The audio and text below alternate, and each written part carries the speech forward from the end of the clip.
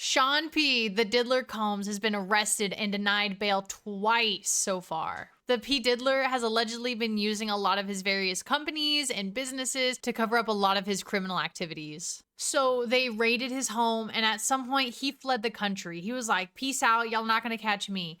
And then he came back to the country, and then he was on people's social medias again, just hanging out, acting like nothing has happened. And then everything got quiet because nobody was talking about the Diddler. So he kind of got away with it until the New York District Attorney came out with the charges that P. Diddy is facing. He has 3 separate charges. One is racketeering. I had to look it up because I don't know what racketeering is, but it is a pattern of illegal activity that is carried out by a criminal enterprise to make money.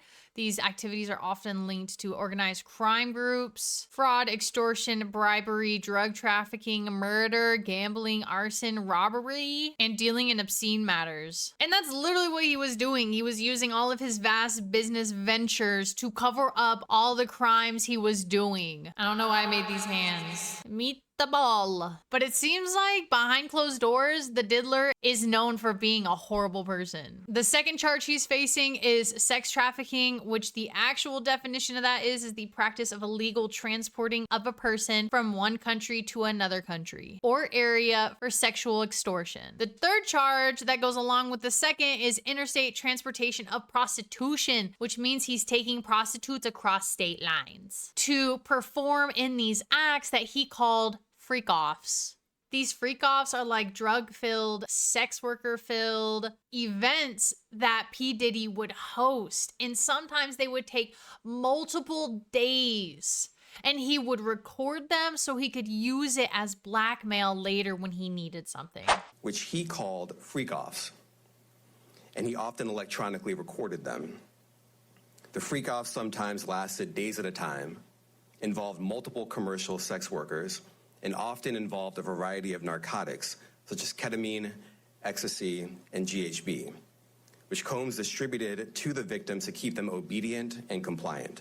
Which apparently these freak-offs needed a ton of baby oil because they found 1,000 bottles of baby oil inside of P. Diddy's mansion, along with the drugs and the freak-out tapes. Apparently, the baby oil was in such a high demand that he had his assistants every time they would go out, they would have to pick up some baby oil and bring it back. Charging Sean Combs with racketeering conspiracy, sex trafficking, interstate transportation for prostitution. Combs abused, threatened, and coerced victims to fulfill his sexual desires, protect his reputation, and conceal his conduct. Sean Combs led and participated in a racketeering conspiracy that used the business empire he controlled to carry out criminal activity. Following these allegations as they were being released to the public. And it, to me, just seemed like they found all this good stuff, especially when they raided his house, that they just kind of stopped. And it was like, well, did the celebrities win again? Did they stop the police from actually being able to find any information on them? But no, they were collecting more and more evidence against P. Diddy because they knew it was going to be an uphill battle to get him put behind bars and locked up. Because if this was some average Joe Smo on the street, he would have been in jail a long time ago. But the court of public opinion is a strong thing, and P. Diddy is huge, mega star. But when you try to go after somebody who has the fame and power of P. Diddy, the Diddler, and with his overall popularity, it's hard to get to them. His popularity and status have given him the leeway he needed to be able to perform these horrible acts. The court of public opinion and perception is a powerful tool that celebrities use to get away with things. I mean, just imagine trying to do your job. You're a cop. You are tasked with arresting a celebrity. You don't think their millions and millions of fans are going to come after you?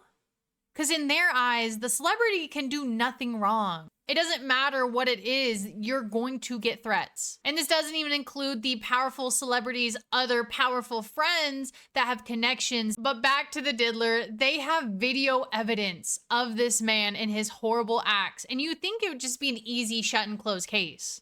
But no, it's never that simple when you have to deal with the rich and powerful. Because look at the poster boy, R. Kelly. They had video evidence of R. Kelly, and he didn't even go to jail on his first trial. It was the second time he was in court, and they had to add on to his case to get him put to jail. And even all that additional time that it took for people to start looking into the actual information that's being given to the public and be like, that's actually kind of horrible. What is he doing? But that's our reality. So maybe we shouldn't be holding celebrities on such a high pedestal when they're just average people just like us. They are capable of making some of the most horrendous crimes possible. Even with that tape that popped up in 2016 with Casey and P. Diddy, where he chased her down a hotel hallway, dragging her back to their hotel room. And you know what they said to cover the diddler at the time? Is that we just caught them at the tail end of their loving relationship. Even if you're going through a breakup with your significant other who you've been with for years, it is never okay to drag them down a hallway by their hair. I don't know in what universe you believe that's just, we just caught them on the wrong time of day. That's wild. That's actually a wild statement. The surveillance footage that was captured inside of a Los Angeles hotel in 2016 allegedly shows Combs assaulting then-girlfriend Cassie Ventura in a hallway.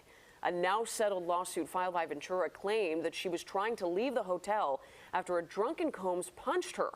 The video appears to show Combs chasing her down the hall, throwing her to the ground, and then repeatedly kicking her. But hindsight is 2020, and now he has 1,000 bottles of baby oil, freak off tapes, drugs, and he's in jail. And with the lawsuit of Little Rob suing P. Diddy, that was a way for the public to be able to see the horrible person P. Diddy is under his facade. And so during that time, the feds were going after anyone associated with the diddler. His security, his gardener, his assistants, they basically said, either you're gonna give us the information we want or you're gonna go spend time in jail with P. Diddy. So they all started yapping, and hopefully those are just more nails in the coffin used to keep P. Diddy in jail where he belongs. And this is gonna be a long, long, long trial, but I hope it reaches a good ending for everyone involved, and I believe that P. Diddler is staying in prison. And so with all of this going on, and P. Diddy currently sitting in a jail cell, do you think that to save his own skin, because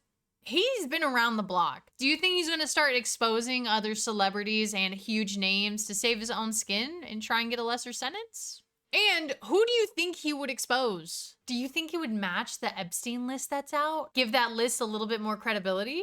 Like if he starts exposing people on that Epstein list and then they're able to connect the dots and link people to the Epstein list, do you think something could come of that? This could literally be the biggest case of all time currently. Like it makes me think that our future kids will be reading about this case in a textbook. I think regardless of how it goes out, this will be studied. Currently, P. Diddler is in jail and he has been trying his best to get out of jail. He went to the judge with like this plea package saying that he would pay a $50 million bond plus putting his $48 million Miami mansion up as collateral and then having his parents and other friends co-sign with a lot of other like little stipulations like can't have any people over, can't talk to any girls, something like that. He added, it was this big list that he had. And the judge said, no, you're staying where you belong because they're scared that he's gonna tamper with witnesses. In this ABC News article, prosecutor Emily Johnson, in pushing for Combs to remain in custody, accused him of longstanding patterns of abuse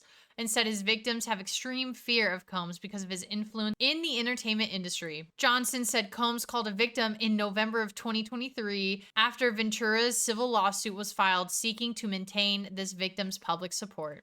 According to prosecutors, the victims told Combs that when she read Ventura's lawsuit, I feel like I was reading my own sexual trauma. Combs allegedly tried to convince her she was a willing participant in the acts, but the woman pushed back, saying that this is not how she saw things, Johnson said. Diddy told the woman, who prosecutors said it made clear Combs would use financial coercion to keep the victims close.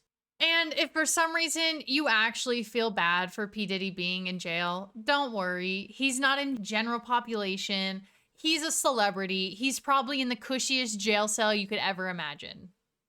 I mean, it's still jail, but it's a cushy jail. Because just imagine, if they try to put him in general population with all the allegations they have, inmates don't care. They don't take that. They probably him. And they gotta keep him alive. And it was also announced that they have him on 24/7 slewer slide watch. But this brings our yap to a close on Sean P. Diddy Combs. I'm hoping with how things are progressing, we can start to get a jury picked out and just get this case going. And I can't wait to be able to follow it for y'all. If you've made it this far into the video, thank you so much. I really appreciate it. I hope you had fun and subscribe. I can't wait to see you on the next video. Bye, guys.